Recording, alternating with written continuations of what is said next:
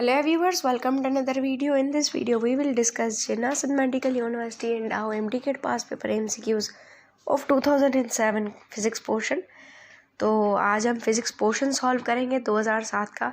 लिहाजा हमारी पिछली वीडियोस में हमने डिफरेंट पोर्शन डिफरेंट ईयर्स के सॉल्व करवा लिए हैं।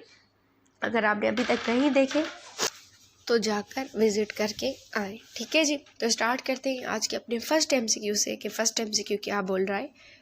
When a force of 4 Newton acts on a mass of 2 kg for the time of 2 seconds, what is the rate of change of momentum? क्या बोल रहा है, rate of change of momentum मालूम करना है। इसका जो करेक्ट ऑप्शन है वो है 4, ऑप्शन नंबर सी। लेकिन चलते हैं नेक्स्ट स्लाइड के जानिब कि हमें पता चल जाए कि किस तरह से हमने इसका सॉल्व करा है। ओके जी, तो पहले क्वेश्चन को पढ़ लिया हमने, तो सी इज करेक्ट ऑप्शन। यहाँ पे आ गई हमारे पास स्लाइड। हमें क्या मालूम करना था, change of rate of momentum. देखिए, rate of change of momentum जो होता है ना, वो फोर्स के बराबर होता है। फोर्स की होती है F = mv divide by S.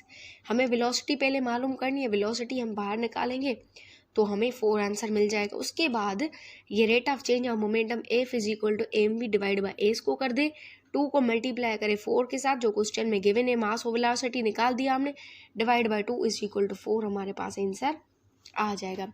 थोड़ा सा ट्रिकी था, लेकिन समझ जाएंगे तो आसान हो जाएंगी चीज़ें। ये जो भी न्यूमेरिकल्स आ रहे हैं ना, इनमें प्रैक्टिस करते जाओ जितना हो सके ना। जिन्ना के पास पेपर सॉल्व करो जितना हो सके। इनमें से क्वेश्चंस रिपीट होते ही होते हैं।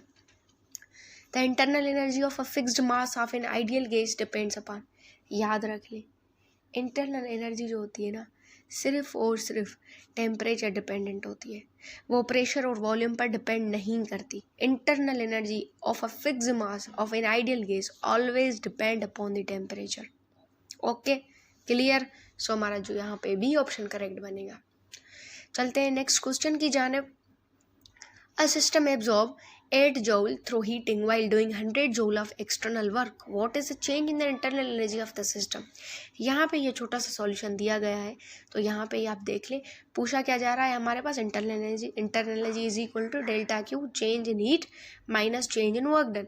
तो ये क्वेश्चन में हीट भी दी गई है, वर्क डन भी दिया गया है। 80 - 100, बड़े नंबर के पास जो भी साइन होता है हम वो रखते हैं, तो -20।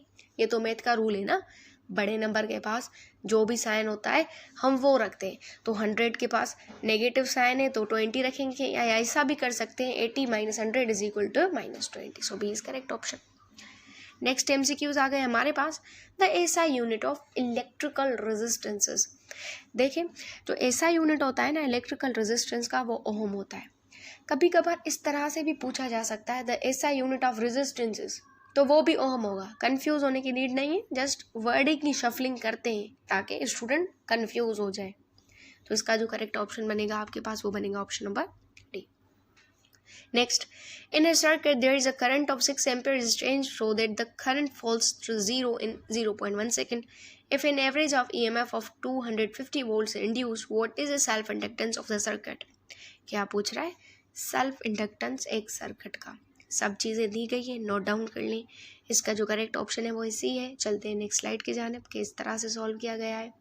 इसका सेल्फ इंडक्टेंस का जो फॉर्मूला होता है वो होता है L = EMF divide by I multiply by T। 250 multiply by 0.1 seconds divide by current का I, उसका 6 होगा तो 4.16 हेनरी आपके पास करेक्ट आंसर आ जाएगा। सेल्फ इंडक्टेंस का यूनिट होता है Henry. Next MCQ, a particle performs simple harmonic motion of amplitude 0.020 meter and the frequency 2.5 Hz. What is the maximum speed? यहाँ पे सॉल्व दिया गया है, यही देख ले। मैक्सिमम स्पीड का फॉर्मूला क्या होता है, V = x0 ओमेगा। ओमेगा को जब आप ओपन अप करेंगे तो 2π divide by T, 2π divide by T को आप फ्रीक्वेंसी के साथ करेंगे तो 2π फ्रीक्वेंसी हो जाएगा। टाइम डिवाइड करेंगे तो फ्रीक्वेंसी हो जाएगा, क्योंकि टाइम और फ्रीक्वेंसी का रिलेशन ऑपोजिट में आता है। तो V = x0 2πf, यहाँ पे वैल्यूज़ को पुट करते जाएं, 0.02 मल्टीप्लाई 2π मल्टीप्लाई 2π 2.5 आंसर आपके पास आ जाएगा। Next, the progressive waves of frequency 300 Hz are superimpose to produce a system of stationary waves in which adjacent node are 1.5 meter apart. What is the speed of progressive wave? Speed पूछ रहा है किसकी? Progressive wave की। Correct option जो इसका है वो है 900। चलते हैं किस तरह से हमने इसका सॉल्व किया है। तो देखें यहाँ पे फ्रीक्वेंसी होती है, frequency is equal to V divide by 2L। यहाँ पे आपके पास क्या पूछ रहा था? वी, तो हमने वी को यहाँ बाहर निकाल दिया। 2 multiply L multiply by F, 300 multiply 2 multiply 1.5, question में गिवन थी वैल्यूज, मल्टीप्लाई करेंगे सम अप करेंगे तो हमारे पास 900 आंसर आ जाएगा। होप सो आपको क्लियर। अच्छा जी, नेक्स्ट क्वेश्चन आ गया हमारे पास। जनरेटर, एक जनरेटर है जो प्रोड्यूस कर रहा है 100 kilowatt of power with the potential difference of 10 kilowatt. Okay, the power is transmitted through cables of total resistance 5 ohm. How much power is dissipated into the cables. हमें क्या बताना है? पावर कितना डिसिपेट होगा cables के दरमियान। तो देखिए, पावर का जो फॉर्मूला होता है P is equal to V I, उसमें से आप निकालें I, मतलब आप करंट निकालें। यहाँ पे विजुलाइज किया गया है, तो जब आप उसमें से निकालेंगे तो 10 एम्पेयर आपको मिल जाएगा। अभी पावर वाली actual equation which is P is equal to I square R, उसमें आप वैल्यूज़ पुट करें। आई की हमें मिल गई थी 10 एम्पेयर, 10 का स्क्वायर कर दें मल्टीप्लाई 5 जो क्वेश्चन में गिवन है। तो इसको जब आप ओपन करेंगे तो आपको 500 वाट आंसर आ जाएगा। तो आपका जो करेक्ट ऑप्शन बनेगा ना वो सी बनेगा। ओके, नेक्स्ट क्वेश्चन आ गया हमारे पास। ये जो दोनों क्वेश्चंस है ना, ये ऐसे सिलेबस में इंक्लूडेड नहीं है। आई वाला चैप्टर, लेंस वाला चैप्टर ये सिलेबस में नहीं है, तो इसलिए हम टाइम वेस्ट नहीं कर रहे, क्योंकि वो चीज़ हम ज़्यादा गौर कर रहे हैं उस चीज़ पर ताकि जो हमें बेनिफिट भी दे। ऐसा नहीं कि सब MCQ सॉल्व करने हैं हमको, ठीक है। और ये दोनों भी जो MCQs हैं, एक वेक्टर से और दूसरा जो है ना ये है कैपेसिटर से। लेकिन कैपेसिटर्स की वेक्टर वाले को हम छोड़ रहे हैं, लेकिन कैपेसिटर वाला जो है वो होगा 0। उसके बाद हमारे पास है ये distance of the optical centre, ये भी इंक्लूडेड नहीं है। उसके बाद जो लास्ट वाला है वो इंक्लूडेड है, हम सॉल्व कर रहे हैं। इन a spectrometer experiment, monochromatic light incident normally on the diffracting grating having 4.5 to 10 raised by 3 line per meter. The second order line is seen at the angle of 30 degree to the normal. What is the wavelength of the light approx? हमारे पास क्या पूछ रहा है हमको? Wavelength light की approx value में। तो यहाँ पे ये फॉर्मूला लगा है d sin theta m lambda. Lambda को रीअरेंज करें आप तो आपको पास वैल्यूज ये जो गिवन है option number D 556 approx value आपके पास आ जाएगी। तो हमें क्या मालूम करना था? वेवलेंथ। और क्वेश्चन में अप्रॉक्स भी दिया गया है, मतलब आपको पूरा 556 नहीं आएगा, लेकिन अप्रॉक्स में आपके पास वैल्यू समझ में आ जाएंगी, ठीक है। तो इस तरह के MCQs इस दरमियान नहीं आ रहे टेस्ट के दरमियान, लेकिन फिर भी प्रैक्टिस करने में भी आ जाए। जितना हो सके जिन्ना के पास पेपर सॉल्व करो, जितना पॉसिबल है आपके लिए। लास्ट डेज में पढ़ने की नीड नहीं है, जस्ट पास पेपर सॉल्व करें, क्योंकि अभी नहीं होगा। क्या बोल रहे हैं next question? When the light of two lamps fall on any screen, no interference pattern is obtained. Why it is? क्योंकि जो लाइट होती है ना from the lamps is not coherent. वैसे तो कोरिएंट जो लाइट्स वगैरह सिस्टम है ये भी इंक्लूडेड नहीं है, लेकिन फिर भी थोड़ा सा अंदाज़ा, क्योंकि मैं भी ये दे question. Okay ji, what will be the de Broglie wavelength of the mass 6 kilogram moving with the velocity of 200 meter per second. H की वैल्यू Planck's constant given है, lambda is equal to h divided by p, p is equal to mv। उसके बाद इसमें values को put कर दें। जो momentum होता है ना बराबर होता है मास और वेलोसिटी के, इसलिए मैंने कहा। तो यहाँ पे वैल्यूज़ को रीअरेंज कर ले तो आपके पास आंसर आ जाएगा 5 × 10⁻³ मीटर। Okay ji, clear. इस तरह के क्वेश्चन आते हैं, ये नोट डाउन कर लें, ठीक है ना। जो मोस्ट इम्पोर्टेंट होगी ना मैं साथ साथ बताती चली जा रही हूँ, ठीक है, जो आपको आसानी देंगे। ये भी इस तरह के क्वेश्चंस भी आते हैं। The filament of 240 volt 100 watt electric lamp heats up from the room temperature to the operating temperature. The heats up the resistance increase by a factor of 16। What is the resistance of this lamp of the room temperature? Power वाला formula लगाएं, P = V² divide by R। Values put करें volt की और resistance की, 576 आ जाएगा। यहाँ पे आपको क्या करना है, रेजिस्टेंस मालूम करना है एट द टेम्परेचर। टेम्परेचर आपके पास क्या आया 576 और कितने गुना आपको इंक्रीज करना है बाय द 16। ठीक है, 16 को डिवाइड करने 36 आंसर आ जाएगा, सिंपल। उसके बाद ये आपके पास क्वेश्चन आ गया, the charge of uranium nucleus is 1.5 to 10 raised to power 17, the charge on a particle is 3.2 to 10 raised to power 19. What is the electrostatic force between the nucleus and an alpha particle separated by, ये distance दिया गया है। तो ये equation लगाए, F is equal to K Q1 Q2 divide by R square. Electrostatic chapter की equation है, बहुत ज़्यादा उम्दा इक्वेशन है। इस तरह के क्वेश्चंस मोस्टली आते हैं इस इक्वेशन से। तो आपके पास जो आंसर आ जाएगा वो आ जाएगा 4.32 न्यूटन। फोर्स था, के की वैल्यू कांस्टेंट होती है 9 multiply 10 raised to power 9। D is correct option. उसके बाद an electron is moving along the axis of a solenoid to trying a current or to carrying a current, which of the following is correct statement about the electromagnetic force acting on the electron। अच्छा देखिए, axis along की बात कर रहा है, question में क्या बोल रहा है, अलोंग द एक्सिस। अगर अलोंग द एक्सिस होगा ना तो कोई भी फोर्स एक्ट ही नहीं करेगा। कॉन्सेप्ट जनरेट करें अपना, इस चैप्टर के कॉन्सेप्ट पर जाना, इसको इतना रट्टा लगाने की नीड नहीं है। इसके चैप्टर के ना सिर्फ कॉन्सेप्ट क्लियर करो, आपके क्वेश्चंस ऑटोमेटिक जल्दी सॉल्व होते जाएंगे।